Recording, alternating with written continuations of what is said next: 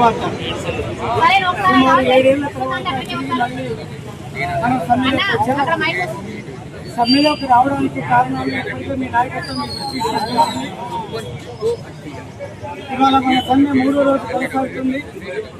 నిన్న మొన్న జరిగినటువంటి మన ధర్నా కార్యక్రమాల్లో లేదా నిరసన కార్యక్రమాల్లో మన నాయకత్వం అనేక విషయాలు మీ దృష్టికి తీసుకొచ్చారు. నిన్న మేము వరంగల్ జిల్లా నిన్న అక్కడ శిబిరాన్ని సందర్శించి మాట్లాడిన తర్వాత అక్కడ ఉన్నటువంటి శంకర్ గౌడ్ గారు మొదల మాతో బాగానే మాట్లాడాలని మీలాగానే కూర్చున్నాడు. సడన్ గా మధ్యాహ్నము ఆయన పెట్రోల్ పోసుకొని విషయం మీ అందరికీ తెలుసు. ఖమ్మంలో కూడా ఒక భద్రాచలం డిపోకి సంబంధించినటువంటి కామ్రేడు తాను కూడా చెట్ల మందు తాగారు అనేటువంటి వార్తని విన్నాం.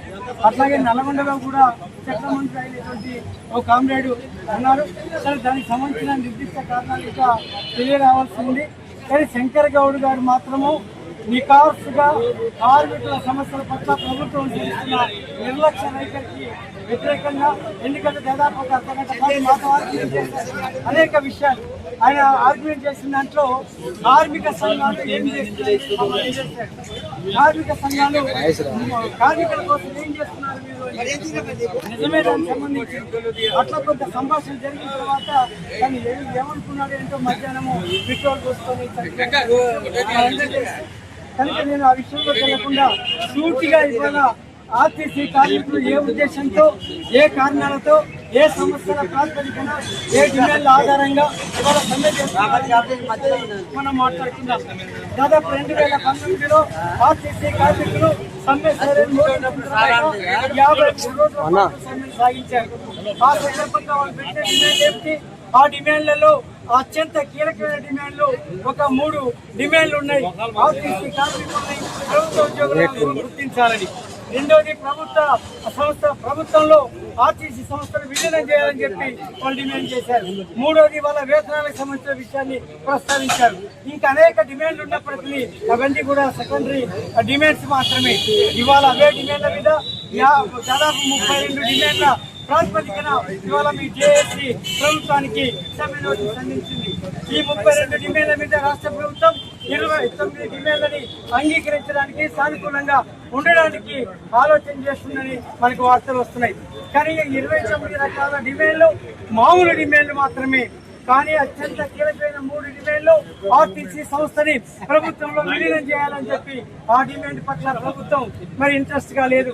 రెండోది ఆర్టీసీ కార్మికుల్ని ఇవాళ ప్రభుత్వ ఉద్యోగులుగా గుర్తించాలని చెప్పి చెప్పినటువంటి చేసేటువంటి డిమాండ్ ని వాళ్ళు అంగీకరించే లేదు. వేతనాలకు సంబంధించి కూడా వాళ్ళు అంగీకరించే స్థితి లేదు. ఇవాళ ఈ 3 డిమాండ్లు ఇవాళ మీరు కొత్తగా పెట్టిన డిమాండ్లా లేదా మీ గొప్ప కోరికలా అవి కాదు అనేటువంటి విషయాన్ని మనం అర్థం చేసుకోవాలి. ఈ 3 డిమాండ్లు కూడా మనం పెట్టిన డిమాండ్లు కాదు. టీఆర్ఎస్ గవర్నమెంట్ ఉన్న రోజుల్లో దాదాపు 2019లో మనం ఆందోళన చేసినప్పుడు వాళ్ళు ఇచ్చినటువంటి హామీలు. ఆ రోజున క్లియర్ గా గవర్నమెంట్ ఏం చెప్పింది, టీఆర్ఎస్ గవర్నమెంట్ ఏం చెప్పింది, మొత్తం ఆర్టీసీ సంస్థని ప్రభుత్వంలో విలీనం చేస్తామని చెప్పింది. ఆ మేరకు బిల్లు కూడా అసెంబ్లీలో ఆమోదం పొందింది. అక్కడ ఆమోదం పొందిన తర్వాత గవర్నర్ దగ్గర పోయారు. గవర్నర్ దగ్గర కూడా ఏదో చిన్న చిన్న ఇబ్బందులు, ఆ తర్వాత అక్కడ కూడా దాన్ని ఆమోదించారు. అయినా ఆమోదించిన ఆ బిల్లుని ఇవాళ ఎందుకు ప్రభుత్వంలో ఇవాళ ఆర్టీసీని విలీనం చేయలేదనేటువంటి విషయాన్ని మనం అడగాల. ఈ విషయాన్ని కాంగ్రెస్ ఇవాళ ఎందుకు విస్మరిస్తుంది, ఎందుకు దాన్ని పట్టించుకోవట్లేదు అనేది మనం ఆలోచన చేయాలి. ఇక రెండోది మనకి సంబంధించినటువంటి ప్రభుత్వ ఉద్యోగులుగా గుర్తించాలి అని చెప్పి మనం అడిగేది కాదు. ఇవాళ కాంగ్రెస్ అధికారంలోకి వచ్చే ముందు వాళ్ళు ఎన్నికల ప్రచారంలో ఉన్నప్పుడు వాళ్ళు ఎన్నికల మేనిఫెస్టోలో ఏం చెప్పారు మీరు ఒకసారి చదవండి. ఆ మేనిఫెస్టోలో ఉన్నటువంటి 14 అనేక విషయాలు మాట్లాడుతూ గత బీఆర్ఎస్ గవర్నమెంట్ మొత్తం ఆర్టీసీ కార్మికుల పట్ల చాలా నిర్లక్ష్యంగా బాధ్యతారహితంగా వ్యవహరించింది, చాలా నిరంకుశంగా వ్యవహరించింది, వాళ్ళ కార్యకలాపాలను నియంత్రించింది, సంఘాన్ని కూడా నిషేధించింది. అటువంటి స్థితిని మేము మారుస్తాము మేము అధికారంలోకి వస్తే అని చెప్పి మాట్లాడినటువంటి సందర్భం ఉంది.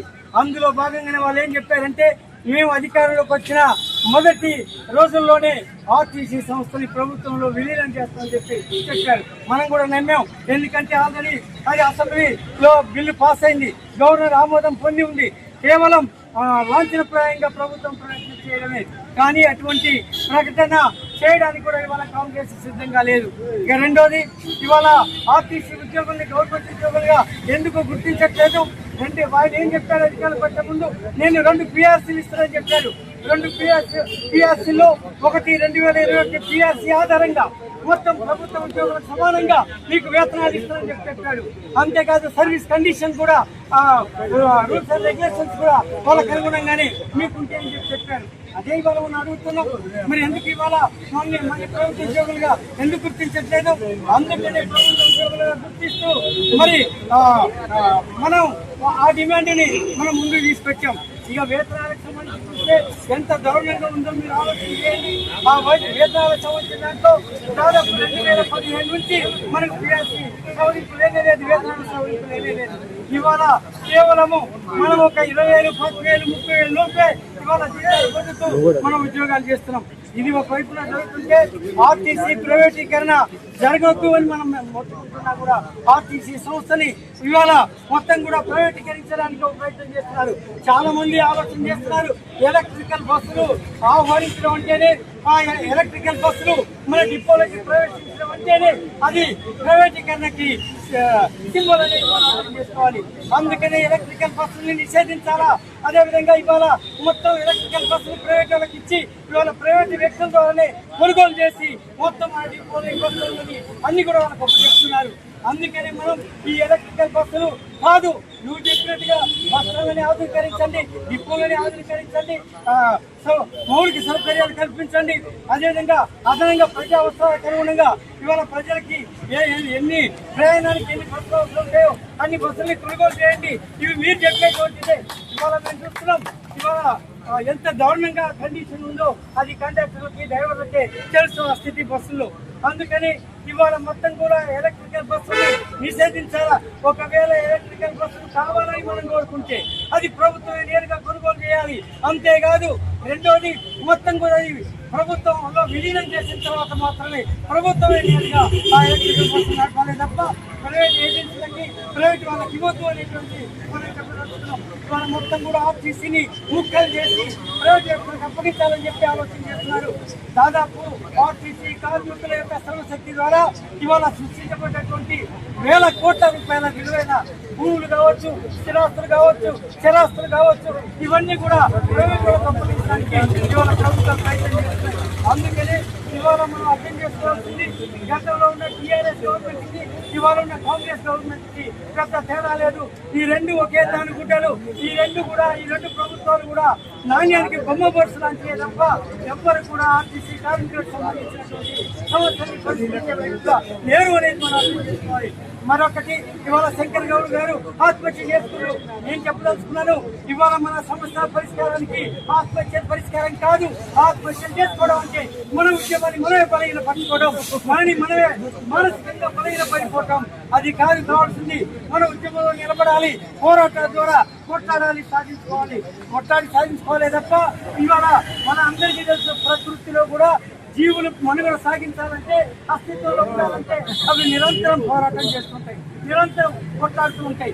ఇవాళ మనం కూడా మానవ సమాజంలో ఇవాళ మనకున్న సమస్యలు పరిష్కరించుకోవడానికి, మన డిమాండ్ని మనం పరిష్కరించుకోవడానికి మనం ఉద్యమాల ద్వారా పోరాటాల ద్వారా మాత్రమే అది సాధ్యం అవుతుందని చెప్పేసి మీకు నేను తెలియజేస్తూ, ఇవాళ భారత కార్మిక సంఘాల సమైక్య FTU తెలంగాణ రాష్ట్ర కమిటీ ఇవాళ సంపూర్ణ మద్దతుని మీకు ఇచ్చింది. మీరు చూస్తున్నారు, ఇవాళ మొత్తం రాష్ట్ర వ్యాప్తంగా అన్ని డిపోల దగ్గరికి మా FTU శ్రేణులు వెళ్తున్నాయి, వాళ్ళతో మాట్లాడుతున్నారు. వాళ్ళకి సంఘీభంగం మేము కరపత్రం వేశాం. ఇవాళ హైదరాబాద్ లో, రాణిగంజ్లో, ముసిరాబాద్ లో ఇవాళ పెద్ద ఎత్తున అక్కడ ఆందోళన జరిగింది. పోలీసులు అరెస్టు చేయడానికి కూడా ప్రయత్నం చేశారు. ఇవాళ నర్సంపేటలో పెద్ద ఎత్తున రాస్తారోకో జరుగుతుంటే పోలీసులు వచ్చి కార్యకర్తల్ని ఆర్గనైజర్లని అరెస్ట్ చేశారు. వరంగల్లో కూడా ఇబ్బంది పెడుతున్నారు. అనేక చోట్ల కూడా ఇవాళ బెదిరించి మరి అదరగొట్టి ఏదైతే అక్రమంగా అరెస్ట్ చేయడమో కేసులు పెట్టడమో అట్లా మన ఉద్యమాన్ని బలహీనపరచాలని చెప్పి ఆలోచన చేస్తున్నారు. అందుకనే మనం భయపడకుండా మనం ధైర్యంగా ఉండాలి. మన సమస్యల కోసం మనం నిలబడాలి. అప్పుడు మాత్రమే సాధ్యమవుతుంది. ఈ రాష్ట్రంలో ఉన్నటువంటి అన్ని కార్మిక సంఘాలు, అది ఏటీసీఆ, సిఐటిఓ, ఇలాంటి సంఘాలన్నీ కూడా ఇవాళ సంపూర్ణ మద్దతు ఇవాళ మీకు ఉంది. వాళ్ళ అండా మీకు ఉంది. అంతేకాదు 2 జేఏసీలుగా ఉన్నటువంటి సందర్భంలో మేము ఏఐటీసీ ఆఫీస్ లో రాష్ట్ర స్థాయిలో రౌండ్ టేబుల్ సమావేశం జరిగినప్పుడు మేము అడిగాం, మరి ఇంకో జేఏసీ అది ఒక జేఏసీ వాళ్ళే ఇది నిర్వహిస్తున్నారని చెప్పేసి అన్నప్పుడు అది వాళ్ళు కూడా కలిసి వస్తారని చెప్పి చెప్పారు. మీ వెంకయ్య గారు చెప్పారు. ఆ తర్వాత నేను విఎస్ రావు గారితో మాట్లాడాను. ఏంటండి అని చెప్పి ఏదో 1-2 డిమాండ్లలో తేడాలు అని చెప్పి వాళ్ళు మాట్లాడారు. అంతిమంగా కార్మికులు సమ్మెలకు వచ్చిన మరుక్షణమే 2 జేఏసీలు సంపూర్ణంగా కార్మికులకు నాయకత్వం వహించడానికి ముందుకు వచ్చాయి. ఇవాళ 2 జేఏసీలు కార్మికుల కోసం ఇవాళ మొత్తం ఈ సమ్మెలో ఉన్నారనేటువంటి విషయాన్ని కూడా మీరు దృష్టిలో పెట్టుకోవాలి. అందుకనే ఇవాళ 10 గంటలకి స్టార్ట్ అయినటువంటి చర్చలు ప్రభుత్వంతో ముందుగా ఇవాళ ఐఏఎస్ ఆఫీసర్స్ కమిటీ మంత్రులు కూర్చొని మాట్లాడుతున్నారు. వాళ్ళ తేలిన తర్వాత మన జేఏసీ నాయకత్వంతో మాట్లాడతారు. మాట్లాడిన తర్వాత ఆ చర్చల్లో పురోగతి ఎలా ఉంటుంది, ఏం ఫలితాలు వస్తాయి అనేది కూడా మనం ఆలోచన చేయాలా. దాన్ని బట్టి మన భవిష్యత్ కార్యాచరణ కూడా మనం నిర్ణయించుకోవాల్సి ఉంటుంది. అయితే మనం కొట్లాడకుండా, పోరాడకుండా, మనం ఆందోళన చేయకుండా, మనం అంతా కూడా మామూలుగా ఉంటే ఏ ప్రభుత్వం పట్టించుకోదు, ఏ పాలకులు పట్టించుకోరు. అందుకని మన డిమాండ్లు న్యాయమైన డిమాండ్లు, మన డిమాండ్లు ప్రజాస్వామిక డిమాండ్లు, మన డిమాండ్లు చట్టబద్ధ డిమాండ్లు, ఈ డిమాండ్లు మన జీవనాధార అంశాలు. అందుకనే మన జీవనాధార అంశాలన్నప్పుడు మనం మనుగడని, మన అస్తిత్వాన్ని కొనసాగించాలంటే మనం సమాజంలో గౌరవప్రదమైనటువంటి వ్యక్తిగా గౌరవప్రదమైనటువంటి జీవనాన్ని సాగించాలంటే మనం ఇక్కడ మన హక్కులు నిలబెట్టుకోవాలి, మన డిమాండ్లను సాధించుకోవాలి. ఆ వైపుగా మీరందరూ ఆలోచిస్తారని, ఆ వైపుగా మన ఉద్యమాన్ని ముందుకు తీసుకుపోతారని, మన డిమాండ్ పరిష్కారం అయ్యేంత వరకు మన ఉద్యమాన్ని పోరాటాన్ని వీడకుండా మీరందరూ ఐక్యంగా సంఘటితంగా ఉద్యమిస్తారని, అందుకు ఐఎఫ్టియు రాష్ట్ర కమిటీ పూర్తిగా మీకు సహకారాన్ని అందిస్తుంది, మీకు అండగా ఉంటుంది. 2019లో 53 రోజుల సమ్మెలో మీ అందరూ తెలుసు. ఆ రోజున ఐఎఫ్టియు చేసిన కృషి, ఆ రోజు సిపిఎంఏ న్యూ డెమోక్రసీ పార్టీ చేసిన కృషి మీ అందరికీ తెలుసు. ఆ రకమైనటువంటి కృషి, ఆ రకమైనటువంటి ఆ సహకారాన్ని మీకు అందించడానికి మేము సిద్ధంగా ఉన్నాం. మీరు ధైర్యంగా నిలబడాలా, మీరు గట్టిగా నిలబడాలా, ఐక్యంగా ఉండాలా. అధికారులు భయపెట్టినా, అధికారులు బెదిరించినా, లేదా ప్రభుత్వం వైపు నుంచి ఎలాంటి నోటీసులు వచ్చినా కూడా మీరు భయపడకుండా ధైర్యంగా ఉండాలని చెప్పేసి కోరుకుంటూ ఉంటారని చెప్పి ఆశిస్తూ